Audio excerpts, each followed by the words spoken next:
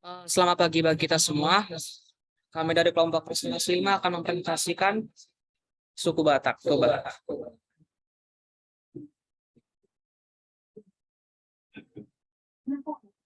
Dengan kelompok beranggotakan 4 orang, yaitu saya sendiri, selanjutnya Putri Asana, selanjutnya Graciela Pero Tagal, dan selanjutnya Farel Sumanjorang. Berikut daftar isi dari presentasi kami, yaitu sejarah suku Batak Toba, yang kedua letak geografis suku Batak Toba, yang ketiga ciri masyarakat suku Batak Toba, yang keempat perekonomian suku Batak Toba, yang kelima adat istiadat suku Batak Toba, keenam seni suku Batak Toba, ketujuh kuliner suku Batak Toba, kedelapan inklusi pariwisata suku Batak Toba, dan yang terakhir cerita rakyat suku Batak Toba.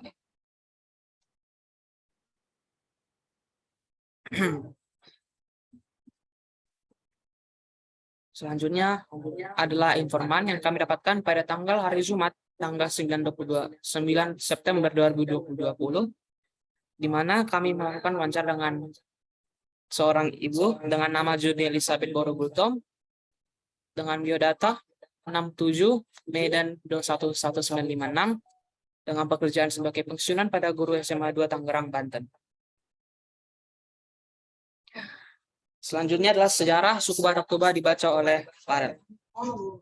Sejarah suku Batak Toba. Menurut sejarah di kalangan suku Batak, terutama pada suku Batak Toba, tempat perkampungan leluhur suku bangsa Batak yang pertama adalah pada mulanya berada di tepi Danau Toba, yang bernama Cianjur Mula-Mula, di kaki Gunung Pusuk Buhit Pangururan di Pulau Samosir. Dan tempat inilah keturunannya menyebar, mula-mula ke daerah sekitarnya, dan lambat laun ke seluruh penjuru tanah Batak. Suku bangsa Batak, khususnya orang Batak Toba, beranggapan bahwa mereka berasal dari satu keturunan nenek moyang atau genealogis yang sama, yaitu si Raja Batak. Si Raja Batak adalah turunan dari Mula Jadi Nabolon, anak dari si Raja Batak. Ada 3 orang, yaitu Guru Tatea atau Satya Bulan. Putranya beranggotakan 5 orang, yaitu Seribu Raja, Limbong Maulana, Sagala Raja, Malua Raja, Raja Biak-Biak. Yang kedua putrinya ada 4 orang, yaitu yang pertama Boru Paromas, lalu yang kedua Boru Pareme, yang ketiga Boru Bidang Laut, dan Nantijo. Lalu yang ketiga Raja Isombaon atau Naga Sumba.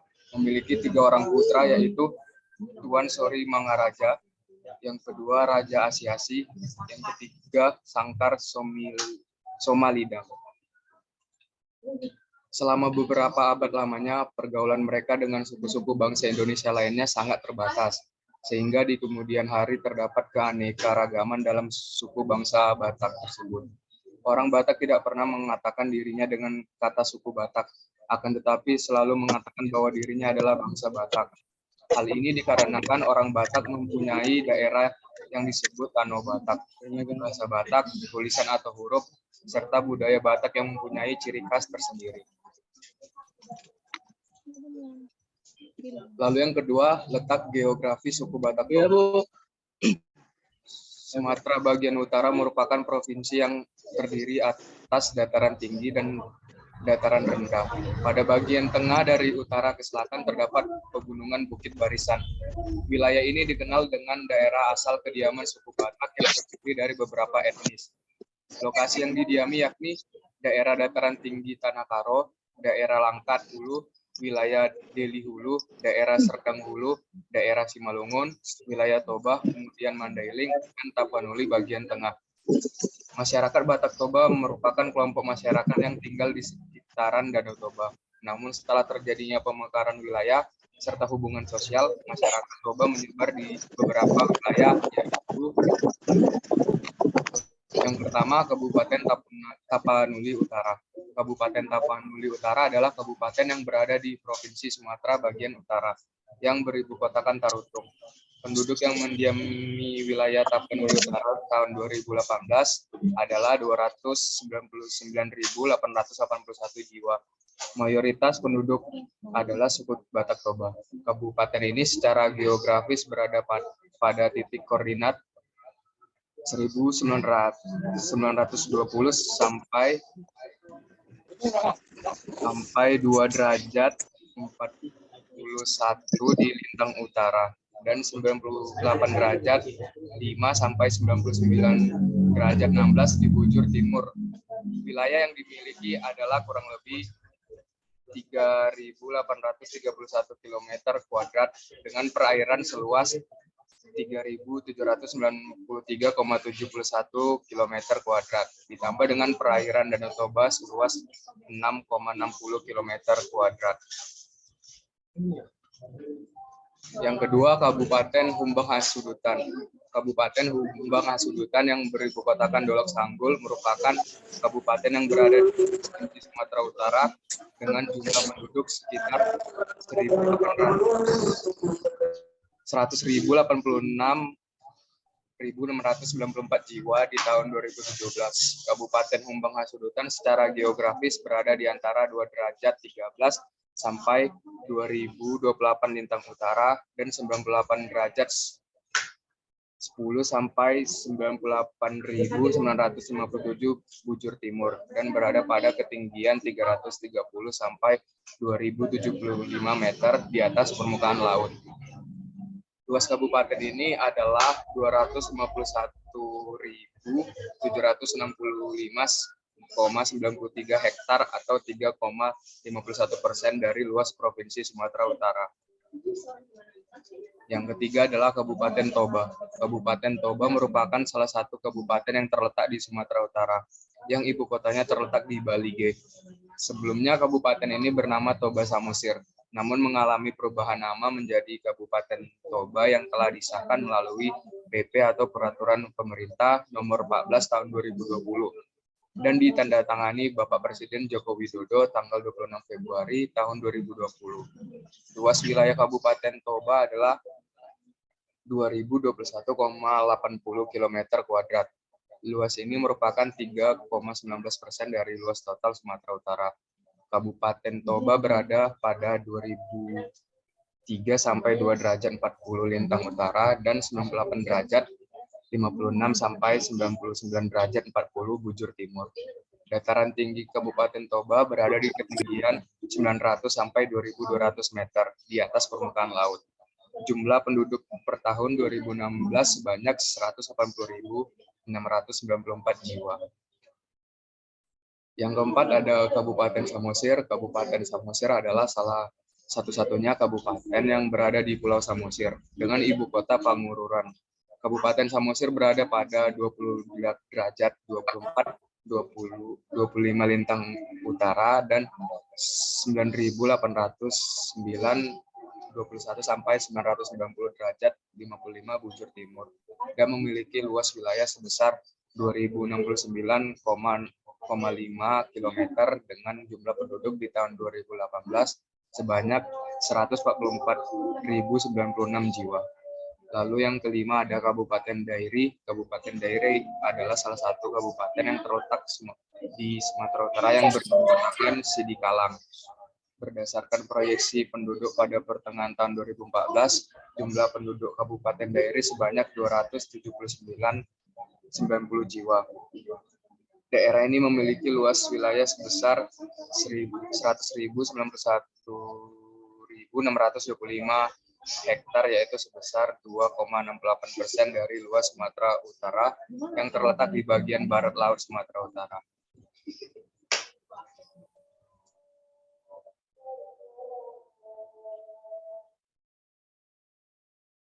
Selanjutnya, ciri masyarakat suku Batak Toba dibaca oleh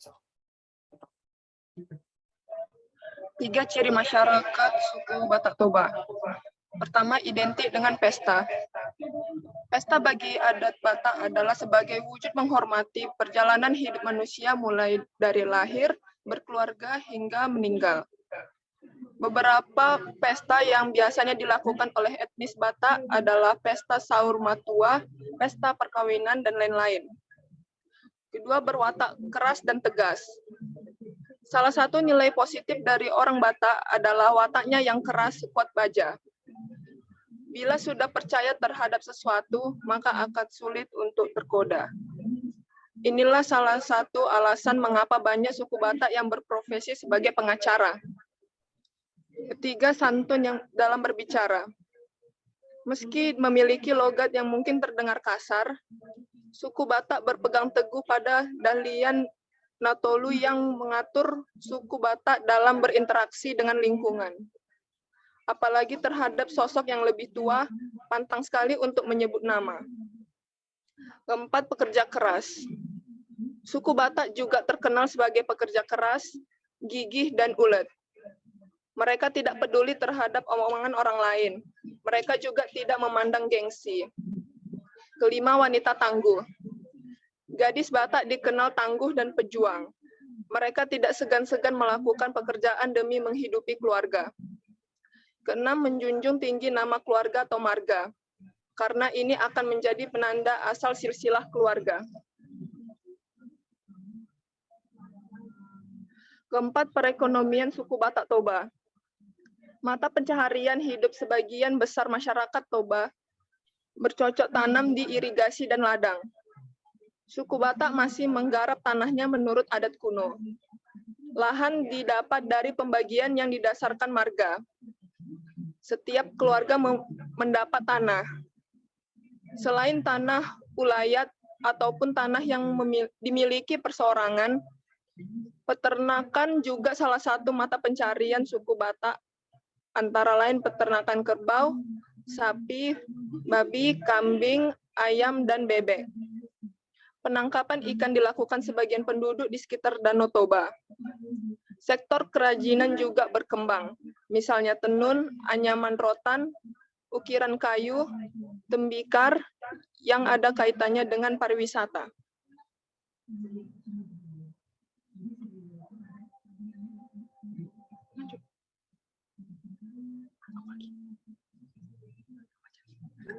Kemudian adat yang kelima adalah adat istiadat suku Batak Toba. Orang Batak mengenal 3 tingkatan adat, yaitu yang pertama adat inti. Adat inti adalah seluruh kehidupan yang terjadi atau in illo tempore pada permulaan penciptaan dunia oleh Dewata Mula Jadi Nabolon. Sifat adat ini adalah konservatif atau tidak berubah. Yang kedua adalah adat Nataradat. Adat ini adalah adat yang secara nyata dimiliki oleh kelompok desa, negeri, persekutuan agama maupun masyarakat. Ciri dari adat ini adalah praktis dan fleksibel, setia pada adat inti atau tradisi nenek moyang. Adat ini juga selalu akomodatif dan lugas menerima unsur dari luar setelah disesuaikan dengan tuntutan adat yang asalnya dari Dewata.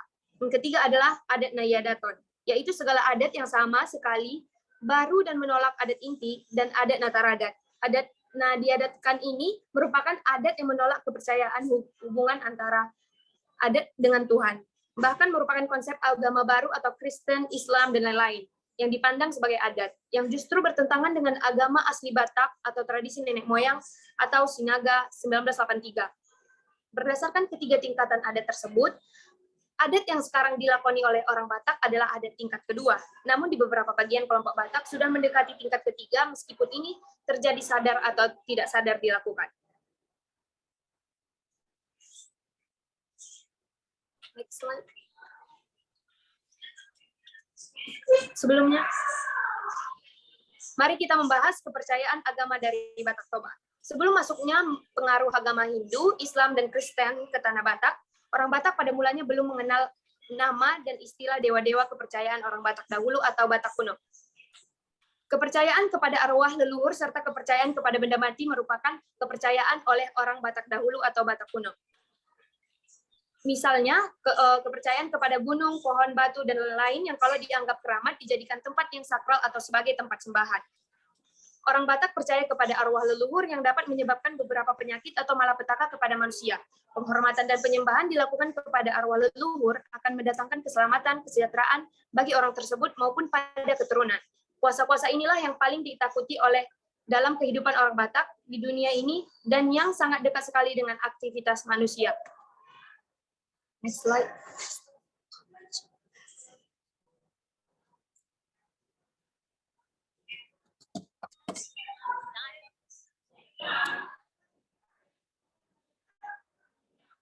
Mengenal agama asli nenek moyang suku Batak Toba, yaitu Ugamo Parmali. Secara historis, religi Parmalim pertama kali diprakarsai oleh seorang datu bernama Guru Somaliang Pardede, seorang yang sangat dekat dengan Sisingamangaraja XII, raja terakhir dari dinasti Sisingamangaraja.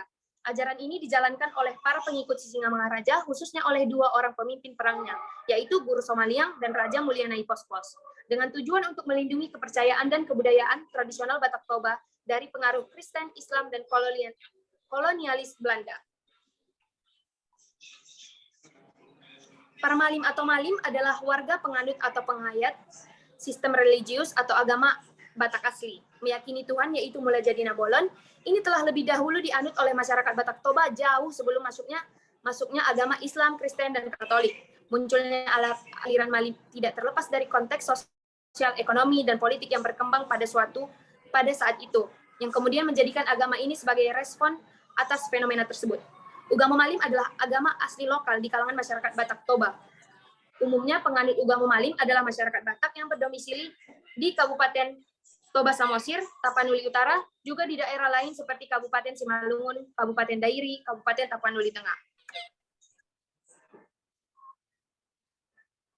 Nama Parmalim itu sendiri berasal dari kata Malim, yakni dari kata Melayu atau Malim yang berarti ahli dalam pengetahuan agama, atau dalam bahasa Arab yaitu mu'alim. Agama ini merupakan sebuah kepercayaan terhadap Tuhan Yang Maha Esa yang tumbuh dan berkembang di Sumatera Utara sejak dahulu kala. Tuhan Debata Mula Jadi Nabolon adalah pencipta manusia, langit, bumi, dan segala isi alam semesta yang disembah oleh umat Ugama Malim atau Parmalim. Awalnya Parmalim adalah gerakan spiritual untuk mempertahankan adat istiadat dan kepercayaan kuno yang terancam disebabkan agama baru yang dibawa oleh Belanda. Gerakan ini lalu menyebar ke tanah Batak, menjadi gerakan politik atau Parhudamdam yang menyatukan orang Batak menentang Belanda. Gerakan itu muncul sekitar tahun 1883 atau 7 tahun sebelum kematian Sisingamangaraja XII dengan pelopornya Guru Somaliang Pardede. Jadi ada 3 tokoh yang sangat berperan dalam agama Parmalim. Di antaranya yang pertama Sisingamangaraja XII, Raja Naisak Bagi, adalah tokoh yang diyakini sebagai utusan Mula Jadi Nabolon. Yang kedua adalah Raja Uliana Pospos. Sebelum menjadi pemimpin dari Parmalim Huta Tinggi, beliau adalah Raja Parbaringin Dius Labuboti. Dan tokoh yang ketiga yaitu Guru Somaliang Pardede.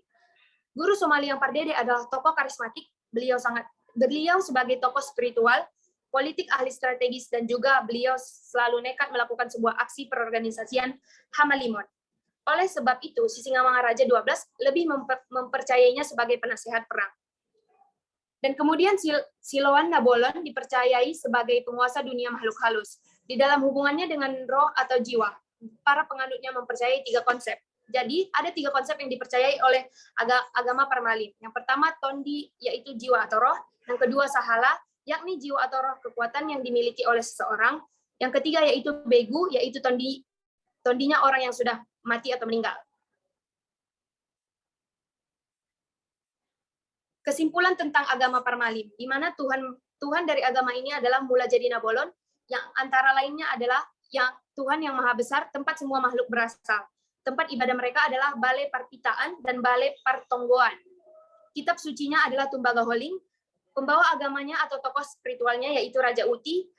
Pantangan dalam agama ini adalah makan darah, babi, dan anjing serta monyet. Hari suci dalam agama ini yaitu hari Sabtu. Pertama kali berdiri pada 497 Masehi atau 1450 tahun Batak. Dan agama Parmalim adalah kepercayaan asli Batak dan bagian dari budaya Batak. Kita beralih ke sistem kekerabatan dalam suku Batak Toba. Sistem kekerabatan patrilineal dengan dasar satu ayah, satu kakek, atau satu nenek moyang. Dalam masyarakat Batak, hubungan berdasarkan satu ayah disebut sama atau dalam bahasa Toba. Adapun kelompok kekerabatan terkecil adalah keluarga Bati atau keluarga inti yang terdiri atas ayah, ibu, dan anak-anak. Yang disebut Jabu dan Ripe dipakai untuk keluarga luas yang firi lokal atau tinggal di rumah keluarga pihak laki-laki.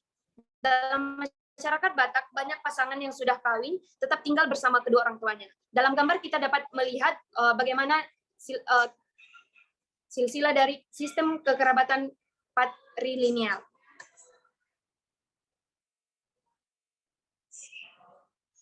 Kemudian adalah sistem perkawinan. Perkawinan yang dianggap ideal di suku Batak adalah perkawinan antara seorang laki-laki dengan anak perempuan saudara laki-laki ibunya, atau perkawinan antara orang-orang ritual atau marpariban dalam bahasa Batak Toba. Perkawinan pantangan dalam Batak Toba antara lain, yang pertama, laki-laki Batak pantang kawin dengan wanita dari marganya sendiri, dan juga dengan anak perempuan dari saudara perempuan ayah. Yang kedua, laki-laki Batak juga dilarang melakukan perkawinan patri paralel kausin. Kemudian perkawinan yang umum dilakukan di suku Batak Toba ini antara lain, secara umum perkawinan bersifat eksogam sehingga mengenal marga pemberi gadis atau hula-hula dan marga penerima gadis atau boru. Sistem perkawinan ini disebut connubium asimetris atau connubium sepihak. Hula-hula memiliki kedudukan lebih tinggi daripada baru. Selain perkawinan tersebut, yang di atas, ada adat perkawinan levirat atau lakoman dan adat perkawinan sororat.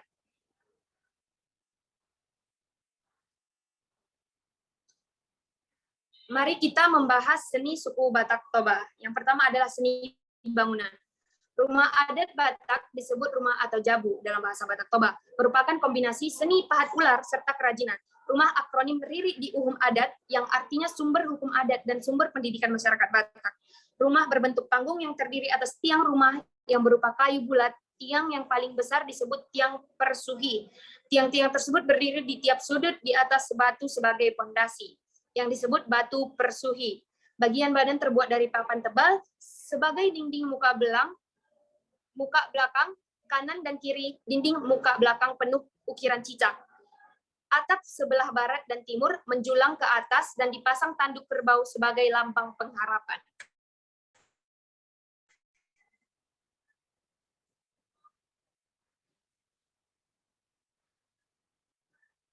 Kemudian seni tari dari suku Batak Toba. Tari yang terkenal dari Batak yaitu tari tortor. Tari tortor terdiri dari beberapa jenis. Beberapa jenis dari tortor sebagai berikut. Yang pertama, pangurdot. Anggota badan yang bergerak hanya kaki, tumit hingga bahu. Yang kedua adalah pangeal. Anggota badan yang bergerak pada saat menari tari tortor yang ini adalah hanya pinggang, tulang punggung, dan bahu. Kemudian ada pandenggal. Anggota badan yang bergerak hanya lengan, telapak tangan, hingga jari kaki. Kemudian siang kupna. Anggota badan yang bergerak hanya leher. Dan yang terakhir adalah hapunana dan anggota badan yang bergerak hanya wajah. Macam-macam tari tortor yang diiringi ogung sabangunan sebagai berikut. Yang pertama, tortor atau gondang mula-mula. Dilakukan dengan menyembah berputar ke arah mata angin. Yang kedua ada tortor atau gondang mangido pasu-pasu. Dilakukan dengan tangan menari, artinya petuah, nasihat, dan amanat orang tua. Yang terakhir adalah gondang liat-liat. Dilakukan dengan menari berkeliling, artinya keluarga mendapat kebahagiaan. Dan selanjutnya ada gondang hasahatan. Dilakukan dengan menari di tempat, artinya petua atau rahmat dari Tuhan Yang Maha Esa.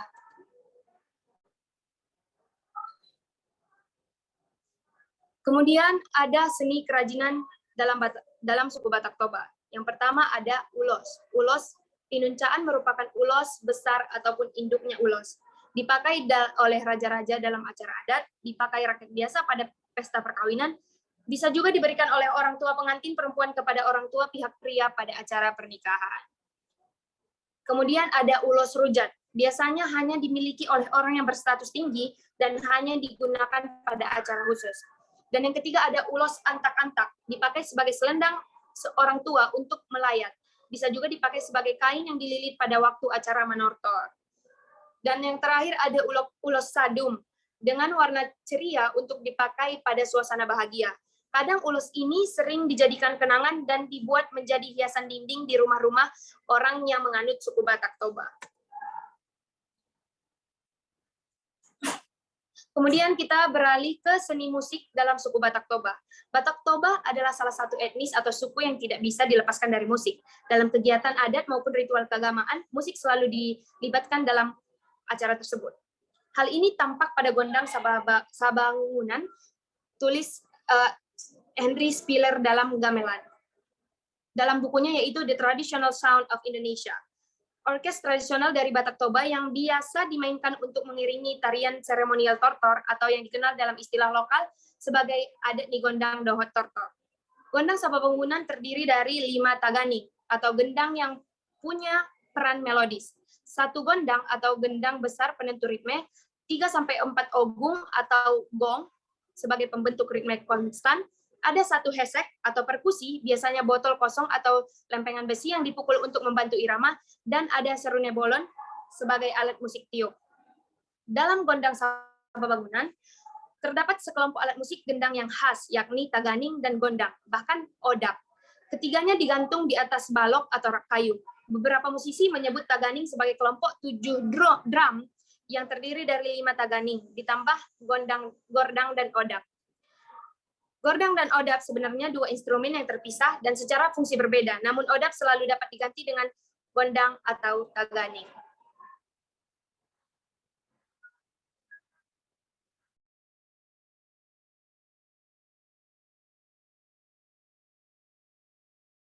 Selanjutnya adalah kuliner dari suku Batak Toba. Yang pertama yaitu deke merasik, deke yang berarti ikan dan asik yang berarti kering. Deke merasik merupakan olahan ikan mas yang dimasak dengan kuah bumbu asik sampai kuah bumbu mengering. Namun tidak sedikit orang yang mengajikannya dengan kuah dari bumbu itu sendiri. Biasanya ikan yang digunakan adalah ikan mas, ikan nila, dan ikan mujair menurut Pardede 2019. Selanjutnya adalah dali nihorbo. Dari dihormo yang biasa disebut sebagai keju Batak atau puding khas Batak Toba dan Tapanuli. Kata dali berasal dari bahasa Batak yang artinya susu. Mangda dali dari sapi ialah olahan yang berbahan dasar dari susu sapi. Diolah dengan cara direbus dan ditambahkan zat pengental alami yaitu air perasaan panas yang merupakan pengganti asam laktat dan enzim retnet dalam proses pengumpulan keju. Rasa masakan ini cenderung asin dan sedikit asam berdiri 2019. Selanjutnya adalah saksang daging sapi atau dali. Saksang merupakan hidangan wajib pada saat acara adat dan pesta Batak. Secara tradisional, saksang diolah menggunakan daging babi, daging anjing, dan darah dari hewan-hewan tersebut. Namun, seiring perkembangan zaman dan kesadaran masyarakat akan pentingnya kesehatan, saksang mengalami perubahan modern. Daging babi dapat diganti dengan daging sapi, ayam, atau kambing, dan penggunaan darah diganti menjadi kelapa atau sangrai, kelapa gongseng. Kelapa gongseng merupakan kelapa muda yang diparut lalu disangrai hingga kecoklatan dan matang, kemudian ditumpuk hingga halus dan mengeluarkan minyak menurut Pardede 2019. 4. Sambal tuk-tuk. Sambal tuk-tuk adalah sambal yang menjadikan andaliman sebagai andalannya rasanya dan tidak dimasak. Andaliman merupakan sambal khas dari Toba Samosir yang saat ini sudah berganti nama menjadi Toba. Sambal ini hanya menggunakan 3 bahan dasar, yaitu cabai rawit, hijau, andaliman, dan jeruk nipis. Proses pembuatan sambal ini tidak memerlukan proses pematangan pada pembuatan sambal, melainkan disajikan dalam keadaan mentah atau tanpa dimasak menurut Pardede 2019. Selanjutnya adalah daun dobi umbuk yang merupakan makanan khas daerah Kabupaten Toba yang berbahan dasar dari daun singkong. Daun singkong ditumbuk lalu ditumis menggunakan bumbu putih, bawang merah, dan bawang putih, serai jahe, lengkuas, dan santan. Sebagai ciri khas masakan masyarakat Batak Toba, masyarakat Batak Toba sering menambahkan tek kokak dan kecombrang untuk menambah rasa dan aroma pada masakan ini. Selanjutnya adalah ikan nati nombor. Ikan nati nombor adalah ikan mas atau ikan nila atau ikan lele yang dibakar. Ikan akan dimakan dengan bumbu campuran cabai, kemiri, kunyit, jahe, bawang merah, andaliman digongseng lalu digiling halus dan disirami air jeruk purut. Selanjutnya adalah pol-pol, merupakan jenis kue tradisional yang berbahan dasar yang sangat mirip dengan kue tradisional masyarakat Batak pada umumnya, yaitu tepung beras, kelapa parut, dan gula merah. Namun yang membedakannya hanya bentuknya. Pohol-pohol dalam bahasa Indonesia dapat diartikan sebagai kepalan tangan. Jadi kue ini dibentuk menggunakan kepalan tangan. Pariwisata suku Batak Toba yang ada di Kabupaten Tapanuli Utara, yaitu pemandian air Soba Parbubuh, Kawah Sipoholon, dan Pulau Sibandang. Di Kabupaten Humbang Hasudutan ada Istana Sisingamangaraja, air terjun Sampuran Polong, dan Gosinte Sipinsur.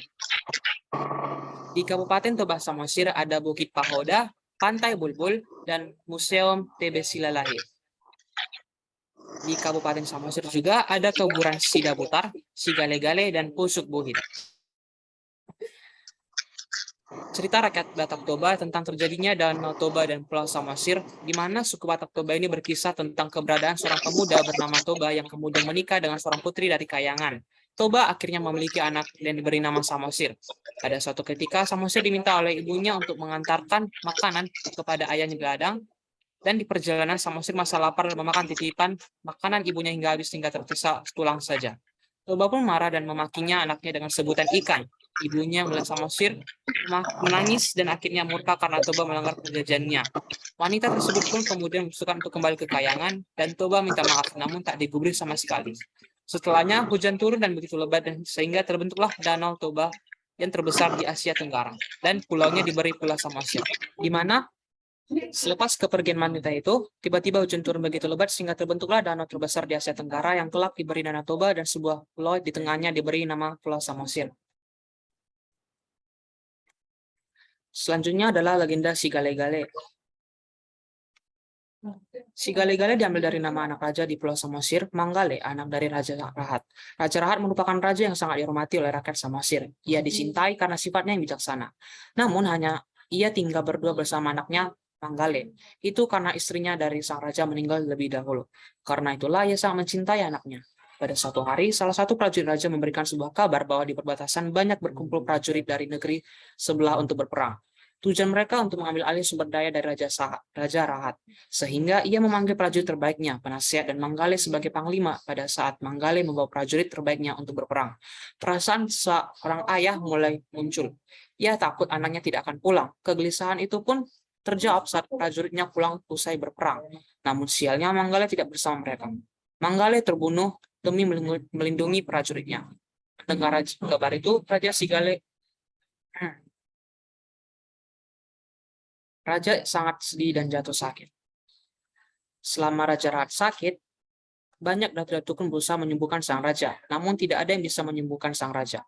Salah satu penasihat raja membuat patung menyerupai Manggale. Setelah patung itu jadi, para datu akan melakukan ritual memanggil arwah Manggale dan masukkan rohnya ke dalam patung tersebut. Mendengar nasihat itu pun, ia sangat setuju dan langsung memberikan tugas kepada kayu terbaik miliknya. Para tukang kayu pun langsung bergerak untuk membuat patung semirip mungkin dengan Manggale. Setelah patung itu jadi, para datu langsung melakukan ritual untuk memanggil arwah Manggale. Setelah masuk pun, patung itu dapat menari dengan sendiri. Mereka langsung membawa patung itu ke hadapan sang raja dan dengan iringan sordam dan gondang alat musik orang Batak, sang raja sangat senang melihatnya. Hadirnya para patung tersebut mampu mengobati hati sang raja. Ditambah wajah tersebut sangat mirip dengan Manggale.